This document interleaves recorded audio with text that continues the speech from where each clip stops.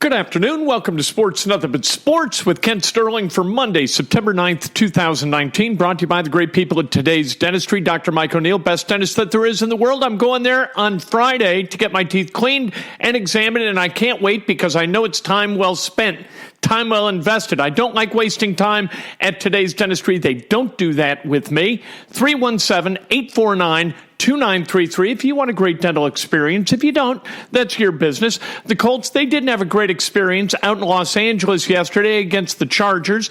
The Chargers winning that game in overtime 30-24. So we look ahead to the challenge that awaits on Sunday afternoon, 1 o'clock in Nashville, Tennessee against the Titans.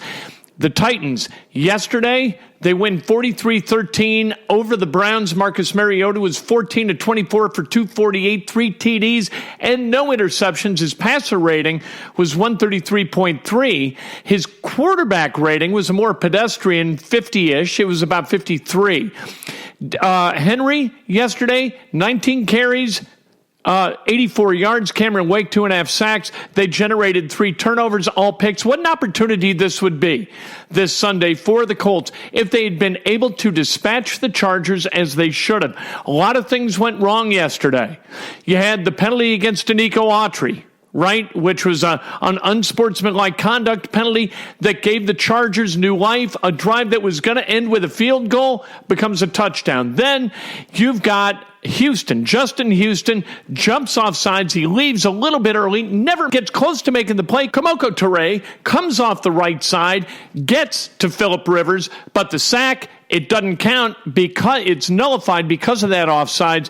So they get another bite at the apple. Instead of punting, 2 plays later, it's a touchdown. Adam Vinatieri, very well chronicled. He missed 2 field goals and 1 extra point. So you've got 4 points that were lost to the Colts on Danico Autry's penalty. You've got 7 points that were lost on Justin Houston's penalty. You've got another 7 points that were lost because of the missed extra point and the 2 missed field goals. You've got Eric Ebron, who dropped the ball in the end zone. He says he didn't, and he lost control of it. He said he had it all the way to the ground and maintained control. He hadn't seen the replay. He's the only guy, and I believe that Eric Ebron is being straight up, and he believes that he had the ball all the way to the ground. Clearly he didn't. The replay showed that. The replay was correct. It was an incomplete pass. By the time he controlled it, he was out of the end zone. But anyway, everybody else is assuming accountability for yesterday's loss. Adam Vinatieri said it's 100% on him. Darius Leonard said that he had a bad game, despite the fact that he led the Colts in tackles. I like accountability. I like guys who step up with the media and say, you know what? It was me.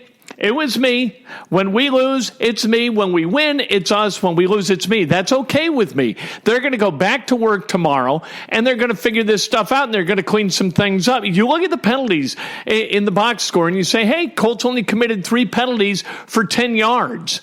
That's pretty good. Yeah, except that the point differential caused by 2 of those penalties was enormous. 1-7, 1-4. That's 11 points. This game is over in the Colts' favor, if not for those 2 penalties. If Vinatieri misses or makes his kicks, obviously the Colts win then too.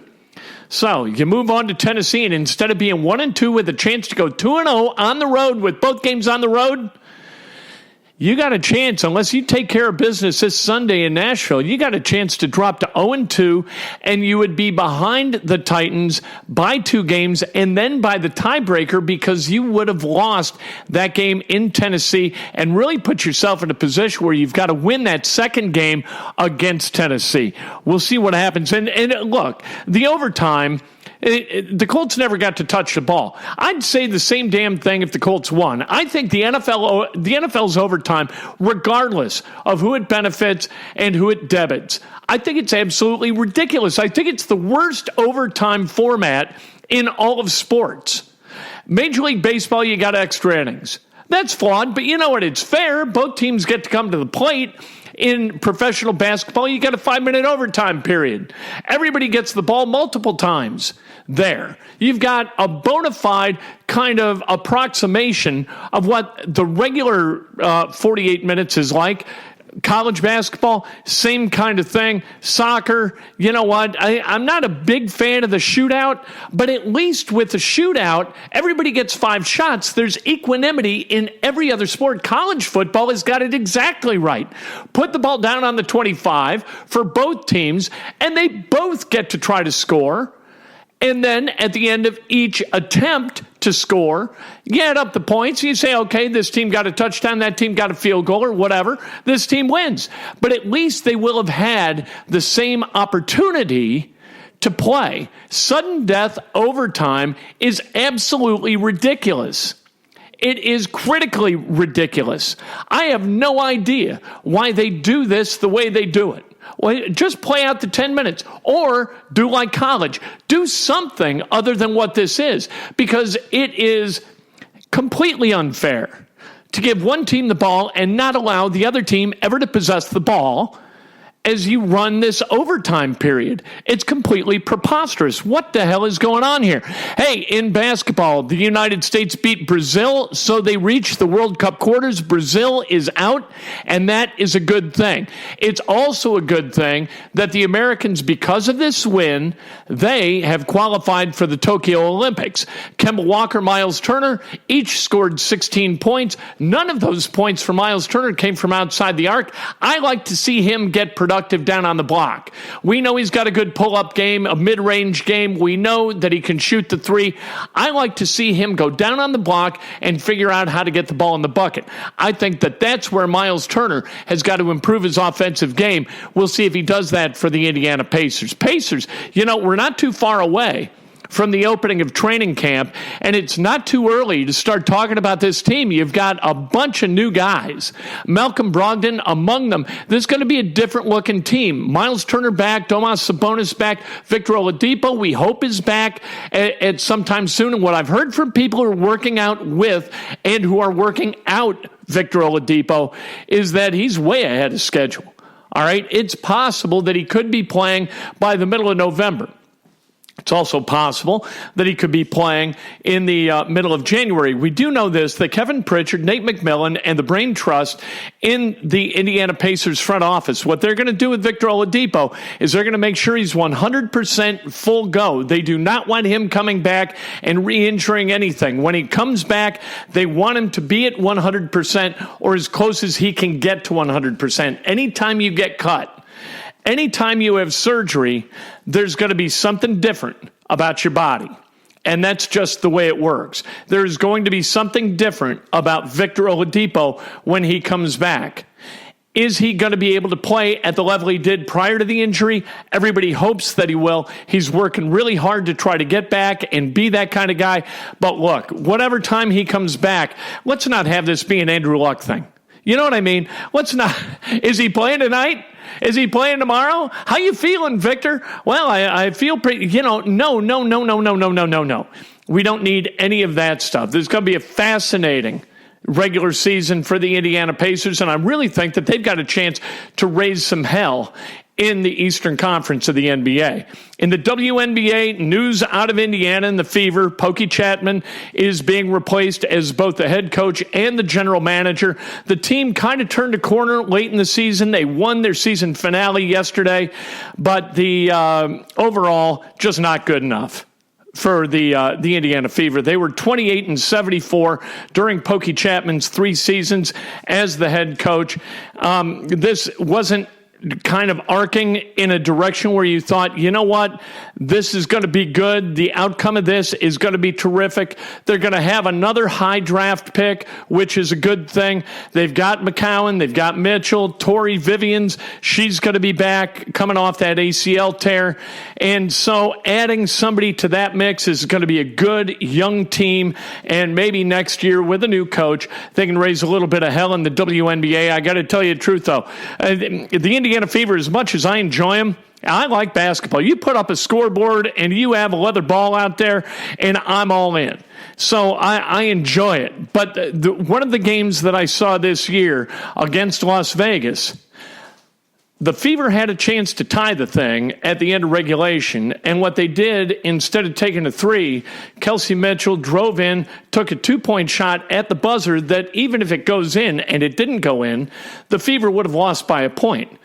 Now, I don't know who to blame for that. I cannot believe that Pokey Chatman said, look, Kelsey, if it's not there behind the arc, take a couple of dribbles and try to knock down a 15-footer so we only lose by 1. That doesn't make a lot of sense.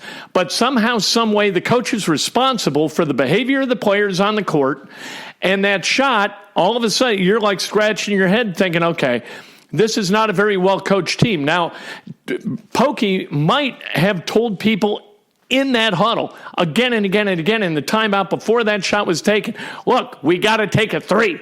No matter what we do, we got to take a 3. She might have done that. That people weren't listening to the point where they did take a 3, that's not good for the Indiana Fever.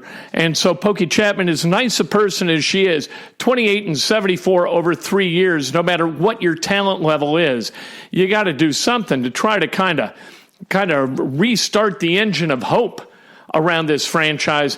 And so Tamika Catchings, she did that today in relieving Pokey Chatman of her double duties as head coach and general manager of the Indiana Fever. And then there's this story which just cracked me up on ESPN.com. It seems Duke University commissioned an investigation that took 5 months looking into whether Zion Williamson received improper benefits from Nike. Remember Michael Avenatti, that weasel?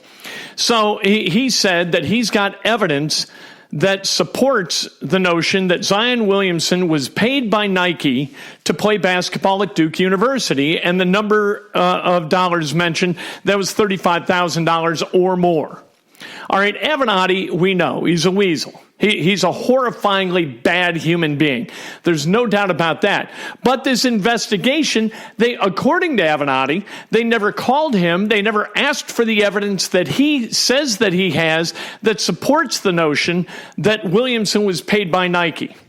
Now, if Williamson was paid by Nike while he was a student athlete or prior to his becoming a student athlete at Duke University, that would have been an impermissible benefit, and that would render him ineligible. And if an ineligible guy plays for a university's basketball or football team or whatever, right, that program has to forfeit the games in which he competed. So that would have been staring Duke right in the face. They would have had an investigation at the NCAA, and who knows what happens from that point forward. There is no way, no how that Duke University was going to commission an investigation that would actually try to seek the truth. When the truth does not benefit you, why would you look for it? Are they so chaste? Are they so virginal and moral that they want to find out if Mike Krzyzewski is in cahoots with Nike and Nike is paying his players to compete at Duke? Hell no. They don't want to know that. Now, do they want to make it look like perhaps they do? Would they like to do that? Yes. They would like to. So that's what these investigations are for. These internal investigations are nothing more than lip service to allow alums and boosters and people associated with the university to feel really good about the basketball program. Like all those guys are going to Duke just because Mike Krzyzewski's unbelievable. He's a great coach. He used to head USA basketball, and Duke. It's what an amazing program. And no, I'm not going to take cash to go over here. I'm going to take no cash to go over there because I want to play for the joy of being a competitor for Mike Krzyzewski.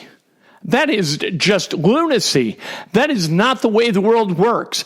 Not in college basketball. It's not the way things work.